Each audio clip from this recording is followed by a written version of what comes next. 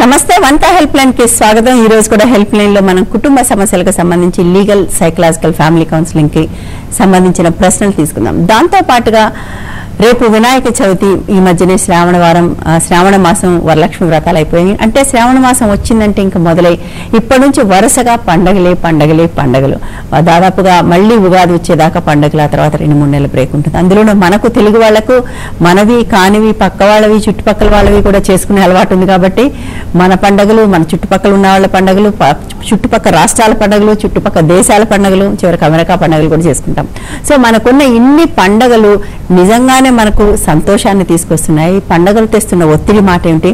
ముఖ్యంగా మనమే అనుకున్న పండుగలు చేసుకుంటున్నప్పుడు కూడా అందరూ రావటం బాగుంటుంది, కానీ అందరూ రావటం వల్ల వచ్చే ఒత్తిడి ఏంటి, వాటిని ఎట్లా అధిగమించాలి, ఈ రోజు ఈ విషయాలు కూడా మనం మాట్లాడుకోబోతున్నాం ఫోన్ కాల్స్ తీసుకోవడంతో పాటుగా. అందుకోసం స్టూడియోలో మనతో పాటు 2 అతిథులు ఉన్నారు.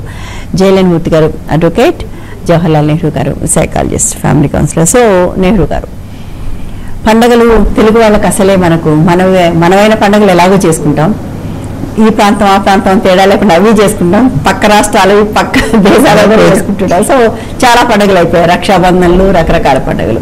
సో ప్రతి పండుగ కేవలం ఆనందాన్నే తీసుకొస్తుందా? బట్ చాలాసార్లు ఒత్తిడి కూడా తీసుకొస్తుంది. ఒకటి, ఎక్కువ మంది మనుషులు దాన్ని చేయటం అని, ఇంకొకటి షో ఆఫ్ ఒత్తిడి కూడా ఎక్కువ ఉంది. పండుగకు నేను ఇప్పుడు వరలక్ష్మి వ్రతాలు చూస్తే నాకు చాలాసార్లు జాలేస్తుంది కూడా. అంటే ₹1,00,000 ఖర్చు పెట్టకపోతే నేను వరలక్ష్మి వ్రతం చేసినట్టు కాదు అనే ఒక ఒత్తిడితో మొదలైపోతే, ఇవాళ పండగ అల్లుడు వస్తే, పిల్లలందరూ ఇంటికి వస్తే చేయలేని ఒత్తిడి. అంటే రకరకాల ఒత్తిళ్లు పెరుగుతున్నాయి అనిపిస్తుంది పండుగలప్పుడు. పూర్వకాలం అంటే మనకి స్వాతంత్రం లేకముందు ఒక పండుగ చేసుకోవడం అంటే ఎక్కడెక్కున్న వాళ్ళందరూ కలిసి మన ఐకమత్యాన్ని ప్రదర్శించడానికి ఒక అవకాశం అన్న. ప్రతి పండుగలోనూ కుటుంబ సభ్యులు తమ దగ్గర వాళ్ళు లేదా రక్త సంబంధికులు అందరూ కలవాలి, ఒకరినొకరు పరామర్శించుకోవాలి. సో వాళ్ళ కొంచెం సేపు కలిసి మాట్లాడుకున్నప్పుడు వాళ్ళలో ఎదుర్కొనే ఒత్తిడి తగ్గాలని పెట్టిన సందర్భాన్ని మనం పండుగ అంటాం. ఇన్ఫాక్ట్ యాక్చువల్ పండుగ తెలుగు అర్థం కరెక్ట్ గా చూసుకున్నట్లయితే పంచుకోవడం, అంటే ఇది ఇచ్చుకుని పంచుకోవడాన్ని మనం పండుగ అంటాం. ఈ సిద్ధాంతంలో స్టార్టింగ్ ఈ పండుగలు ఏమైపోయినాయంటే, మీరు అన్నట్టుగా నా పుట్ట ఎంత చూపించుకోవాలి, నన్ను నేను ఎంత ప్రదర్శించుకోవాలని అయిపోయింది. ముఖ్యంగా ఈ పండుగలు వచ్చినప్పుడు కుటుంబంలో అటు పిల్లల్ని నెగ్లెక్ట్ చేయడం ఒకటి, ఆర్థిక లేని ఒత్తిళ్లు తెచ్చుకోవడం ఒకటి, తమ సంబంధాలతో ఉన్న వ్యక్తుల కంటే కూడా బయట వ్యక్తులతో పంచుకోవడం ఒకటి ఎక్కువ అయిపోయింది. ఊళ్ళో ఉన్న అన్నదమ్ములు, అక్క చెల్లెలు ఎంతమంది కలుస్తున్నారు, ఆ పండుగ పూట వాళ్ళు కలిసి కనీసం ఒక భోజనం చేస్తున్నారా? ఏ పండుగ ఎంతమంది వినాయకులను ఎక్కడ పెట్టినా చేసేది ఒక వినాయక పూజ. సో ఒక విధంగా మన ఐకమత్యం చాటంలో అందరం కలిసి చేసుకుందాం అని తప్ప మానేసి విడివిడిగా అంటే మనం విడిపోతున్నాం అన్న భావన పెంచుకొస్తుంది. ఎట్ ద సేమ్ టైం ఇంటికి వచ్చే అల్లుల్లో మీరు అన్నట్టుగా అత్తగారు వీళ్ళు రావడం అనేది, వీళ్ళు నా దగ్గరికి ఎందుకు రావాలి, ఇంతమంది ఉండగా నా ఇంటికి ఎందుకు రావాలని ఎప్పుడైతే ప్రశ్నించుకున్నామో అది తెలియని ఒక అంతరాయం స్టార్ట్ అవుతుంది. సో నేనేమంటానంటే ప్రతి పండుగ కూడా ఒక ఆనందకర క్షణంగా ఉండాలంటే ముందు ఇది మనది అన్న భావన రావాలి. అందరు కుటుంబ సభ్యులు పంచుకుని చేసుకోవాలి. సో ఈ పని ఏం చేస్తావు, ఈ పని నువ్వు చేస్తావు, ఉన్న 2 రోజులైనా మనం కలిసి పంచుకుందాము. కలిసి ఉండేది మనం ఒకటి తిండికో లేదా పండగకో కాదు, ఒకరినొకరు పరామర్శించుకోవడానికి. ఫస్ట్ థింగ్ ఎవరెవరికి ఎక్కడెక్కడ ఉన్నటువంటి బాధలు, విమర్శలు లేదా ఆలోచనలు సుస్పష్టంగా వివరించాలి. ఎందుకంటే ఒక అంతరాయం కంటే అంతం చేసుకోవడం మంచిది. ప్రతిసారి కూడా అవకాశం కూడా ఎదురు చూస్తూ నేనేదో చెప్పాలనుకున్న ఒక అపోహలో, మాస్క్లో బతుకుతున్న వ్యక్తుల కంటే కూడా ఈ పండుగ సందర్భంగా వాళ్ళని నా ఇంటికి పిలుచుకుని లేదా నేను వాళ్ళ ఉంటే తనివి తీరా మాట్లాడుకున్నప్పుడు మాటల సందర్భంలో ఎక్కడో నాలో అంతర్మదలో ఉన్నటువంటి చిన్న సంఘర్షణలు బయటపడిపోతాయి. అవి నివృత్తి చేసుకుంటే నెక్స్ట్ పండగకి వాళ్ళు మన ఇంటికి రావడం, బంధాలు దగ్గరవుతాయి, అనుబంధాలు పెరుగుతాయి, బాంధవ్యాలు పెరుగుతాయి. అట్ ది సేమ్ టైం ఇక్కడ పండుగల్లో ఇంకో ముఖ్యమైన నెగ్లిజెన్స్ ఎక్కడ జరుగుతుందంటే, వచ్చిన ప్రతి వాళ్ళని ఆదరించాలని తత్వం ఇటు కుటుంబ సభ్యులు ఎప్పుడైతే అనుకుంటారో మమ్మల్ని చూడలేదు అని ఒక నింద వాళ్ళు కూడా వేయకూడదు. సో మేము ఇక్కడికి వచ్చింది మా ఆనందాన్ని పంచుకోవడానికే కానీ మీ యొక్క తిండికో లేదా మీరు ఇచ్చే నివాసానికో కాదు.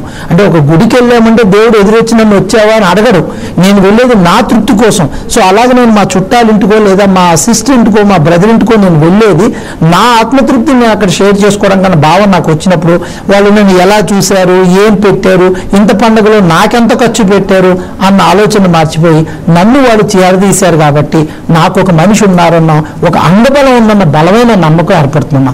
ఇదే పండుగ మొట్టమొదటి సారాంశం. అంటే మన మనుషులకు మనం దగ్గరై మన భావాలు మనం పంచుకుని మనకి కావాల్సినటువంటి బలాన్ని మనం తెచ్చుకున్నప్పుడు పండుగల ద్వారా దగ్గర అవుతామని మనం పెట్టాం.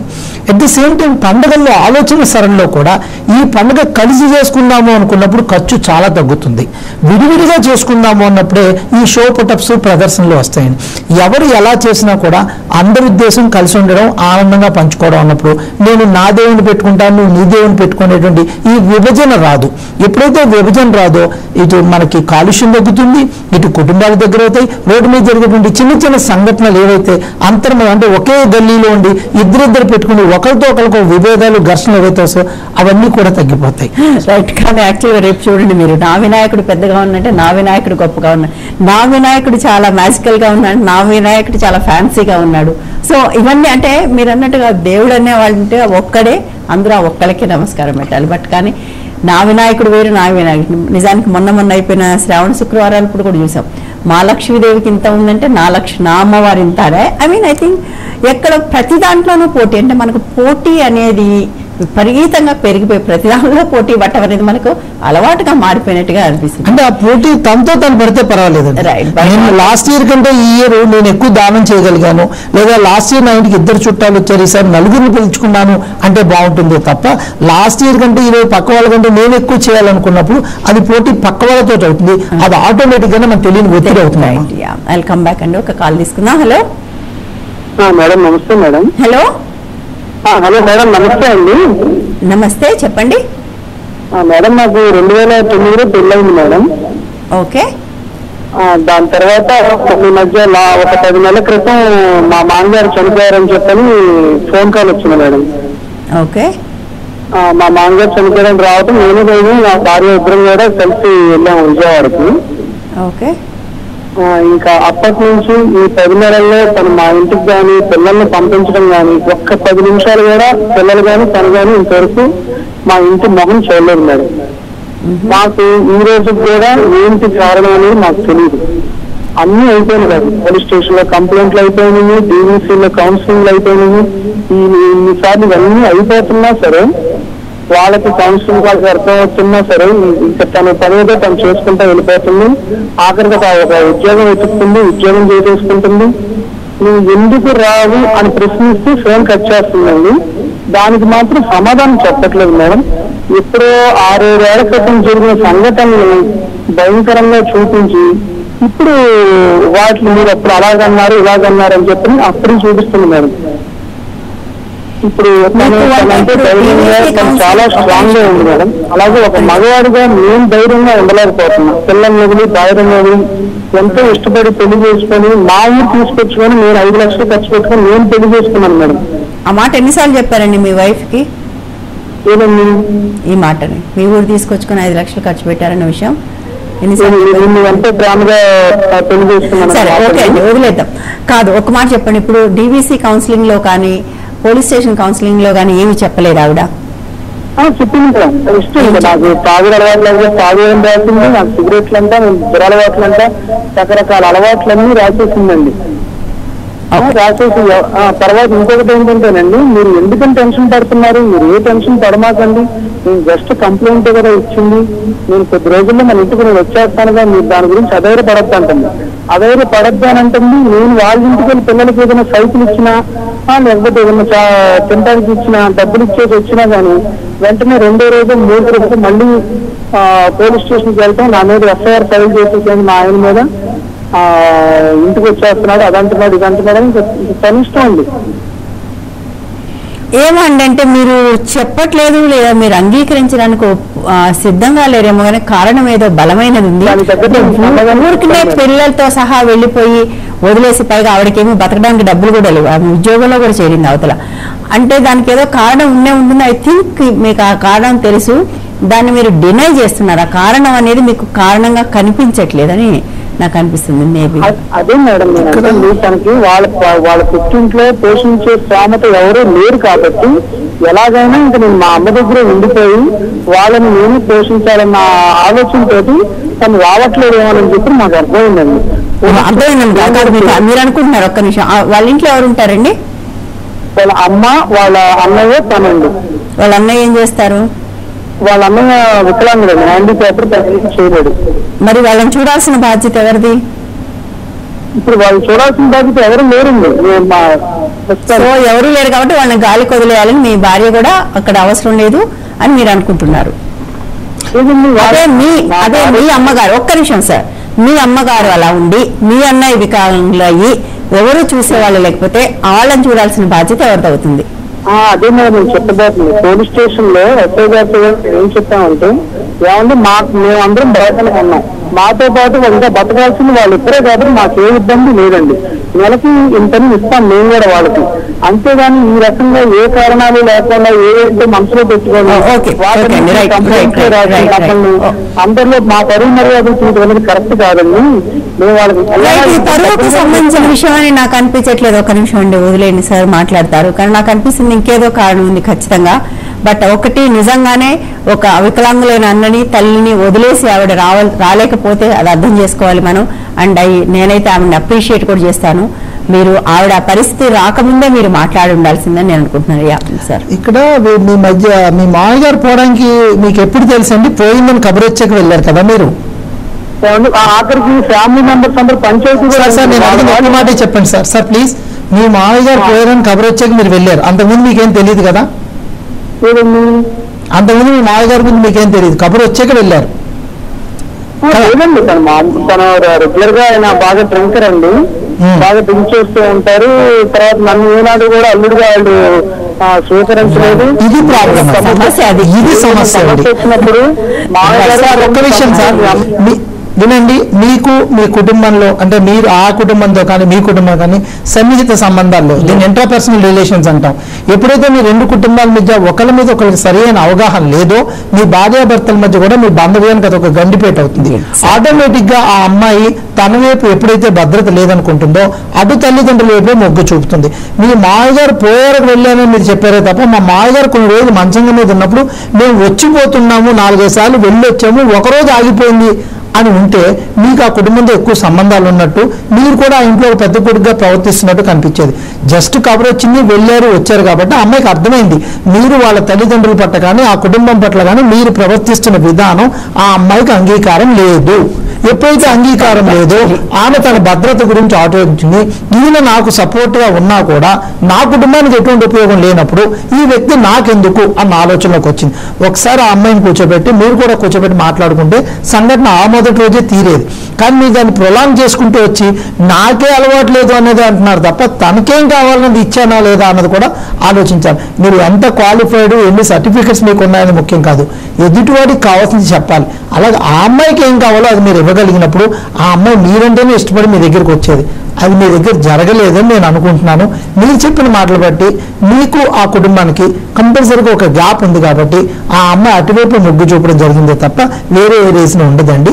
ఒక్కసారి మీరు కొంచెం మళ్ళీ డిస్కస్ చేసుకోగలిగినట్లయితే, ఇందాక మీరు మాట అన్నారు ఆ ఇద్దరిని కూడా నేను చూసుకోవడానికి ఇష్టమని, ఒకవేళ అదే అంత సౌహృదయంతో మీరు చేస్తే మీకు అంత గొప్ప వాళ్ళు ఈ సమాజంలో ఇంకెవరు ఉండరు. రెండోది, దీనివల్ల మీ పరువేదో పోయిందని పక్కింటి వాళ్ళు అన్నారు, ఎదురింటి వాళ్ళు అన్నారు అన్న విషయం మర్చిపోండి. పరువులనే మీ బట్టి వస్తాయి కానీ ఎదుటి వాళ్ళు మీ మీద వేసే నిందలు బట్టి రావు. మీ ప్రవర్తన, మీ నిజాయితీ, మీ నడవడికే మీ పరువుకు పెట్టుబడి అవుతుంది. ఒక మనిషిని గౌరవించేది అతని నడవడికని బట్టి తప్ప అతని మీద ఇతరులు వేసే నిందను బట్టి కాదు. ప్రతి గొప్ప వ్యక్తిని ఈ సమాజం ఒకప్పుడు ద్వేషించింది, తర్వాత హర్షించింది, తర్వాత తప్పట్లు కొట్టింది. మీ గొప్పతనాన్ని మీరు చెప్పుకోక్కలేదు, మీ పరువేం పోలేదు. ఓన్లీ మీరు ఇంకొంచెం ముందుకు వెళ్తే మంచి కుటుంబంగా సాగడానికి ప్రయత్నం చేయండి. ఎగ్జాక్ట్లీ అండి, thank you so much for. అందుకోసం మనం ఎప్పుడు చెప్తాం, ప్రొఫెషనల్ హెల్ప్ దగ్గరికి వెళ్ళండి. పోలీసులు, డీవీసీ కౌన్సిలింగ్స్ లో వాళ్ళకి ఇది అర్థం కాదు. సో ఎగ్జాక్ట్లీ అంటే మీరు ఇప్పుడు ఏమంటున్నారంటే 5 లక్షలు ఇచ్చి పెళ్లి చేసుకున్నాం, మీరు ఎప్పుడు కూడా వాళ్ళది మీకంటే తక్కువ స్థానం, ఇప్పుడు మీరు వాళ్ళని చూసుకుంటామని చెప్తున్నారు. That is charity. మీరు అంటే మీ టోన్ కానీ అదంతా మేమంతా బాగున్నాం, మేమంతా గొప్ప వాళ్ళని కూడా చూసుకుంటాం, ఎడమ చేత్తో వాళ్ళకు కూడా పడేస్తాం. ఏ అభిమానం ఉన్న వాళ్ళు దాన్ని ఒప్పుకోరండి. ఆ అమ్మాయికి నా తల్లి, నా నాన్న, నేను గౌరవంగా చూసుకుంటానని ఉంటుంది. సో ఇక్కడ సమస్య మీరేనండి, మీకు అర్థం కావట్లేదు. ఆ అమ్మాయి కాదు సమస్య. మీకు అటువంటి అవుట్లుక్ ఉన్నప్పుడు నేను చాలాసార్లు చెప్తాను, దయచేసి ఎవరిని చూసి జాలిపడి పెళ్లిళ్ళు చేసుకోకండి. ఎవరు చారిటీని ఒప్పుకోరు, ఆత్మాభిమానం అనేది ఉంటుంది. మనకు చాలా కాల్స్ వస్తాయండి, పేదింటి పిల్లల్ని మేమే ఎదిరించి పెళ్లి చేసుకున్నా అయినా మాట వినదు. ఎందుకు వినాలి? ఆ అమ్మాయి కూడా ఒక వ్యక్తిత్వం ఉంటుంది, ఆ అమ్మాయికి ఒక ఆలోచన. మీ వైపు నుంచే ఖచ్చితంగా తప్పు ఉంది. మీరు ముష్టేస్తే తీసుకోవడానికి వాళ్ళు సిద్ధంగా లేరు. మీకు వాళ్ళతో సంబంధాలు సరిగా లేవు. ఇప్పుడు మీరు ఉన్నాయంటే కూడా నమ్మరు ఎవరు. ఎందుకంటే మీరు భార్య కోసం ఆ మాట చెప్తున్నారు, లేదా పిల్లల కోసం చెప్తున్నారు, కానీ నిజంగా మీరు మారారంటే వాళ్ళు నమ్మరు. అది వాళ్ళని ఎలా నమ్మిస్తారు? మీరు నిజంగా మారితే తప్ప వాళ్ళు నమ్మరు. మీరు మారడానికి ప్రయత్నం చేయండి. ఎందుకంటే I hats off that women అండి. I'm sorry to say that. ఆమెకి నా అభినందనలు. సో నెక్స్ట్ కాల్ తీసుకుందామండి. హలో. ఓ సారీ సార్, యాక్చువల్గా అది లాలోకి వస్తే దీన్ని ఎలా టేకప్ చేస్తారు సార్ ఇలాంటి కేసెస్ని? అంటే మీరు కొంచెం సైకలాజికల్ గా ప్రవర్తనను బట్టి మీరు కొంచెం డిసైడ్ చేశారేమో అనిపించింది నాకు. కానీ లా వరకు వచ్చేటప్పటికి ఇప్పుడు రెండు వైపులా ఆలోచించాలి. బ్యాలెన్స్ ఒకవైపు చేయకూడదు, రెండు వైపులా ఈక్వల్ బ్యాలెన్స్ చేయాలి. ఒకటి, ఆ అమ్మాయి ఎప్పుడైతే వెళ్ళిపోయిందో తను ఇంకా రాను అనేటప్పటికీ ఆ అమ్మాయి అడ్వాంటేజ్ ఏం తీసుకుంటుందో అనిపిస్తుంది అంటే నాకు లీగల్ గా అడ్వాంటేజ్ తీసుకుంటుందో అనిపిస్తుంది. ఎందుకంటే ఒక ఫ్యామిలీ, ఒక మ్యారేజ్ ఒకటి కాంబినేషన్ వచ్చినప్పుడు ఆ మ్యారేజ్ ని పెర్ఫార్మ్ చేసిన తర్వాత ఆ మ్యారేజ్ ఆ ఫ్యామిలీగా ఉంచి మిగతా బాధ్యతలు అవతల అమ్మ వైపు ఉండొచ్చు, తండ్రి వైపు ఉండొచ్చు, రెండు వైపులా బ్యాలెన్స్ చేసుకోవాల్సి వస్తుంది. కాబట్టి ఫ్యామిలీని విడదీసుకొని సపరేట్ గా వెళ్ళి నేను అడ్వాంటేజ్ తీసుకుంటాను లీగల్ గా అంటే మాత్రం అది తప్పండి. దీనిలో నాట్ టేకింగ్ ఎనీ అడ్వాంటేజ్ అండి. సారీ, యాక్చువల్గా షీఈ్ నాట్. అంటే కనీసం మెయింటెనెన్స్ కూడా అడగట్లేదు తన్ని. ఆమె వెళ్ళి అక్కడ ఉద్యోగం చేసుకుని అక్కడ బతుకుతుంది ఆమె. నిజానికి అంటే నా వ్యక్తిగా నా అభిప్రాయం. కాల్ ఉందండి, కాల్ కూడా తీసుకుందాం. హలో చెప్పండి. హలో, నమస్తే మేడం. నమస్తే. నమస్తే సార్. మా డైవర్స్ చేశారండి, ట్రీట్మెంట్ చేయండి. జడ్జి గారు డైవర్స్ ఇవ్వలేదు, కొట్టేస్తున్నారు. ఎవరు వేశారండి డైవర్స్ కి? మా హస్బెండ్ చేశారు. హస్బెండ్ వేస్తే డైవర్స్ ఇవ్వలేదు, రైట్? ఇవ్వలేదు. మేము డిస్టెన్స్ ఆర్డర్స్ వేయాలని చెప్పి మా లాయర్కి చెప్పాము. మేము ఇప్పుడు వేయబాకమ్మా, అసలు మళ్ళా రెగ్యులర్ ఆర్డర్స్ వేసినా గానీ జడ్జి గారి పిలిచి తీసుకెళ్తావా అని చెప్పారంటే మేము తీసుకెళ్ళము అని అంటే జడ్జి గారు కూడా బలవంతంగా పంపించలేరు కాపురానికి. అలాంటప్పుడు మళ్ళీ అతను ఏం చేస్తారంటే మళ్ళా మీకు డైవర్స్ మళ్ళా వేస్తారు అని చెప్పని అన్నారు మేడం. అంటే మీరు వచ్చా రెసిడెన్స్ ఆర్డర్ అడిగారా? డిస్టెన్స్ ఆర్డర్ చేయమని చెప్పి మా లాయర్ని అడిగితే మా లాయర్ ఈ విధంగా చెప్పారు. జడ్జి గారు బలవంతంగా పంపిడు. అసలు వెయిట్, ఇక్కడ కన్ఫ్యూజన్ మీరయ్యారా మీ లాయర్ అయ్యారా మాకు తెలియట్లేదు. రెసిడెన్స్ ఆర్డర్ వేసుకోవచ్చు, వెళ్ళొచ్చు. మీరు రెస్టిట్యూషన్ అడిగారా? ఆయన రెస్టిట్యూషన్ అనుకుంటారు. చాలా మంది లాయర్స్ కి సార్ డీవీసీలో ఉండే రెసిడెన్స్ గురించి తెలియదు. అంటే చాలా మహా లాయర్స్ కూడా ఇది తెలియదు. రెసిడెన్స్ ఆర్డర్ వేరు, రెస్టిట్యూషన్ వేరు. రెస్టిట్యూషన్ ఏంటంటే దాంపత్య హక్కుల పునరుద్ధరణ, అది జడ్జి గారు చేయించలేరు ఖచ్చితంగా. బట్ రెసిడెన్స్ ఆర్డర్ ఇవ్వగలరు సార్. సో మీరు యాక్చువల్లీ మీ లాయర్ గారు కొంచెం కన్ఫ్యూజ్ అయినట్టున్నారు. ఎవరెవరు కానీ కమ్యూనికేషన్ గ్యాప్ ఉందమ్మా దీంట్లో. మీరు ఏదైతే రెసిడెన్స్ ఆర్డర్ అడిగింటారు మీరు అండ్ రెస్టిట్యూషన్ రైట్స్ అడిగింటారు. కాబట్టి మీరు తిరిగి పైకోర్టుకు వెళ్ళండి. పైకోర్టుకు వెళ్ళి మీ క్లారిటీ మీరు తెచ్చుకోండి. కావాలంటే ఇంకొక లాయర్ని పెట్టుకోండి. మీరు పెట్టుకొని క్లారిటీ తెచ్చుకొని దాన్ని మీరు అతను మళ్ళీ ఇంకోసారి కేసు ఇస్తారని భయపడడం కాదమ్మా. ఫస్ట్ లీగల్ గా అక్కడ ఏంటి అనేది జడ్జి గారు జడ్జిమెంట్ తీసుకుంటారమ్మా. కాబట్టి ముందు మేము తెలిసో తెలియకుండా దాన్ని తప్పుడు దావా వేశామో అని మీరు క్లారిటీ ఇస్తే హైకోర్టు వాడు మీకు ఏదైతే న్యాయం కావో దాన్ని అడగవచ్చమ్మా. కాబట్టి మీరు పైకోర్టు కూడా వెళ్ళండి. డిస్ట్రిక్ట్ కోర్టులో వచ్చి ఉంటుంది మీకు అది. పైకోర్టుకు వెళ్ళండి. పైకోర్టుకు వెళ్ళి ఆవిడ పైకోర్టుకు వెళ్ళాల్సిన పని లేదు. హస్బెండ్ డైవోర్స్ వేశారు, పిటిషన్ వేసుకోవచ్చు. హస్బెండ్ వేస్తే కొట్టేశారు, కోర్టు కొట్టేసింది. కాబట్టి ఇంక ఇష్యూ లేదు. ఈవిడ ఇప్పుడు లాయర్ని నాకు రెసిడెన్స్ ఆర్డర్స్ ఇప్పించండి నేను వెళ్తాను అంటే కుదరదు అని అంటున్నారు. బట్ అది కన్ఫ్యూజన్ ఎక్కడంటే ఆయన రెస్టిట్యూషన్ అనుకున్నాడు. బట్ రెసిడెన్స్ ఆర్డర్ అనేది డీవీసీలో వేస్తారమ్మా. అది రెస్టిట్యూషన్ ఏమో మ్యారేజ్ యాక్ట్ వస్తుంది. సో మీరు రెసిడెన్స్ ఆర్డర్ అనేది డీవీసీలో ఉంటుంది, డొమెస్టిక్ వైలెన్స్ యాక్ట్ లో. దాని ప్రకారం వేసుకోవచ్చు. ఆయనకు తెలిసి ఉండదు. లేకపోతే మీరు ఎక్కడి నుంచి కాల్ చేస్తున్నారో ఆ జిల్లాకు సంబంధించిన నంబర్ కింద స్క్రోల్ అవుతుంది, డీబీసీ సెల్కి వెళ్ళండి, మీరు అక్కడి నుంచి కూడా దాన్ని తెప్పించుకునే ఛాన్స్ ఉంటుంది. Yeah sir, I'm sorry to సే ఇంతకుముందు కాల్ గురించి ఇక్కడ వాళ్ళు ఆ అబ్బాయి కేసు విషయంలోకి వచ్చేసరికి ఆ అమ్మాయి తన భద్రత తన ఉద్యోగం చేసుకుంటుందే కానీ తిన్న ఎక్కడ హాయంపరచలా. సో తన అభిమానం దెబ్బతిన్నప్పుడు తన కుటుంబం తను ఉపయోగపడలేనప్పుడు ఈ వ్యక్తి అనవసరం. ఇన్ఫాక్ట్ ఈ వ్యక్తి అక్కడికే వెళ్ళి కూడా ఉండొచ్చు, దెర్ ఇస్ నథింగ్ రాంగ్. అత్తగారింట్లోనే అల్లుడు ఉండకూడదు, అల్లుడింట్లో అత్తగారు ఉండకూడదు, అది పూర్వకాలం పద్ధతి. ఇప్పుడు నిజంగా అక్కడ పరిస్థితి మీరు ఇద్దరిని తెచ్చిపెట్టిన వాళ్ళు మీరు కూడా వాళ్ళ సహృదయంతో చూసినప్పుడు ఆ అమ్మాయి రెండని వాళ్ళు ఇక్కడ తీసుకొచ్చి ఇక్కడ ఎందుకని మనందరం కలిసి ఉందామనేటువంటి పద్ధతి వస్తుంది. ఇదంతా ఎప్పుడు వస్తుందంటే మీ మధ్యలో ఇంట్రాపర్సనల్ రిలేషన్స్, మీ ఇద్దరికి ఇంటర్పర్సనల్ రిలేషన్స్ మీ కుటుంబానికి కూడా సఖ్యతగా సాగినప్పుడు మాత్రమే ఇక్కడ జరుగుతుంది. ఈ రెండు ఎప్పుడైతే లోపించాయో ఇంకా వాళ్ళు చట్టం సాకు చుట్టాల సాకు అన్ని సాకులు తీసుకుని ఇలా కేసులు బయటకు వచ్చే అవకాశం ఉంది. దీంట్లో ఒక రెండు విషయాలు నేను చెప్దాం అనుకుంటున్నాను. ఇక్కడ ఒక బ్యాలెన్స్ ఇంబ్యాలెన్స్, ఇందాక నేను అదే విషయం గురించి చెప్తున్నా. ఇంబ్యాలెన్స్, పిల్లలు అక్కడికి వెళ్ళి ఉన్నారు, ఓకే. ఒకటి ఏంటంటే రైట్స్ ఏవైతే ఉన్నాయో పేరెంట్స్కి ఇద్దరికి ఈక్వల్ రైట్స్ ఉంటాయి.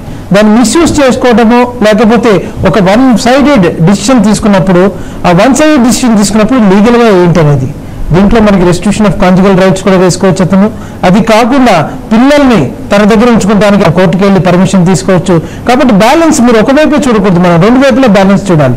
రెండో విషయం ఏదైతే అమ్మగారికిను అబ్బాయికి కొంచెం పిచ్చి ఏదో ఒంట్లో బాగాలేదో ఏదో బాగాలేదో అని చెప్పారు, కరెక్టే. కానీ ఇక్కడ రైట్స్ అనేది పిల్లలకి ఇద్దరికీ ఉంటుంది.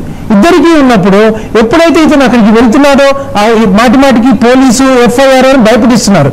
ఈ మధ్య మీరు తెలుసుకొని ఉంటారు, ఈ 498A దాంట్లో కొన్ని రిస్ట్రిక్షన్స్ వచ్చినాయి న్యూ జడ్జిమెంట్ లో వచ్చాయండి. అది ఎప్పుడో కాదండి, రీసెంట్ సుప్రీం కోర్టు జడ్జిమెంట్ గురించి చెప్తున్నారు. దాంట్లో ఒక ఫ్యామిలీ కమిటీని కంపల్సరీ వేయాలి కోర్టు వారు. ఆ ఫ్యామిలీ కమిటీ వేసిన తర్వాత ఇద్దరిని పిలిచి ఫ్యామిలీ కమిటీ వేసి దాంట్లో రైట్ డిసిజన్ కమిటీ ఏదైతే ముగ్గురు కమిటీ ఉంటుందో ఆ ముగ్గురు కమిటీ దాని డిసిషన్ తీసుకొని కోర్టు గారికి నిధించుకోవాలి. కావాలంటే మీరు మళ్ళీ ఒకవేళ ఈసారి ఎఫ్ఐఆర్ ఫైల్ చేస్తే మీరు వెంటనే కోర్టుకు వెళ్ళి రెస్టిట్యూషన్ ఆఫ్ కాంజుగల్ రైట్స్ ఒకటి వేసుకోండి. ఒకవేళ అది కుదరకపోతే మీరు మీ పిల్లల్ని తెచ్చుకోవడానికి కోర్టు పర్మిషన్ తీసుకోండి. ఈ కొత్త సుప్రీంకోర్టు గైడ్ లైన్స్ ఏదైతే రీసెంట్ గా ఒక 1 month బ్యాక్ వచ్చినాయో ఈ గైడ్ లైన్స్ ప్రకారం మీరు ఫ్యామిలీ కమిటీకి వేయమని చెప్పండి. చెప్పి మీరు ఏదైతే ఫ్యామిలీతో ఉన్నారనుకుంటున్నారో మీరు వాళ్ళని కన్విన్స్ చేసి వాళ్ళని లీగల్ గా కరెక్ట్ గా వాళ్ళని ఇచ్చేస్తే తప్పకుండా మీ ఫ్యామిలీ మీకు రూపడుతుంది. తనకు కూడా కొన్ని ప్రాబ్లమ్స్ ఉండొచ్చు, మీకు కూడా కొన్ని ప్రాబ్లమ్స్ ఉండొచ్చు. కానీ యాజ్ ఎ ఫ్యామిలీ నిలబడగలగాలంటే మీరు తప్పకుండా మీరు కొంచెం కోల్పోవాలి, ఆ అమ్మాయి కూడా కొన్ని కోల్పోవాలి. కాబట్టి ఇద్దరు కలిసి రెండు ఫ్యామిలీస్ ని టేక్ కేర్ చేయాలంటే తప్పకుండా ఇద్దరిది బాధ్యత ఉంది. కాబట్టి మీలో నాకు ఒకటే అనిపించింది ఏంటంటే ఈ పిల్లలు అవతల వైపు వెళ్ళి అక్కడే ఉంటున్నారు, పిల్లలు మేము పిల్లల్ని చూసుకోలేదని ఆవేదన నాకు ఒకటే అనిపించింది అండి దీంట్లో. కాబట్టి మీరు కోర్టుకు వెళ్ళి రెస్ట్రిక్షన్ ఆఫ్ కాంజుగల్ రైట్స్ ఒకటి వేసుకోండి. ఒకవేళ అది కూడా పర్మిట్ అవ్వకపోతే మీరు వెంటనే పిల్లల్ని మీ దగ్గరికి వారానికి 2 రోజుల్లో 3 రోజుల్లో తీసుకొచ్చేటట్టు పర్మిషన్ తీసుకోండి.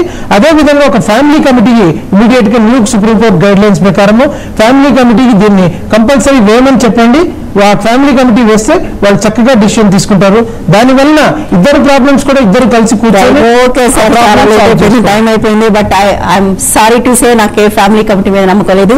డీవీసీ కౌన్సిలింగ్ ఎలా జరుగుతున్నాయో పోలీస్ స్టేషన్ కౌన్సిలింగ్ ఎలా జరుగుతున్నాయో అంతకంటే గొప్పగా అక్కడ జరుగుతాయని అనుకోను. దే ఆర్ కంప్లీట్లీ పితృస్వామ్య భావజాలంతోనే ఉంటాయి. Let's hope I wish that the women gets the strength. Law will not meddle her life. Thank you so much అండి. ఇది వాళ్ళ హెల్ప్ లైన్. రేపు మరో అంశంతో మళ్ళీ కలుద్దాం. Stay tune to Vardha TV.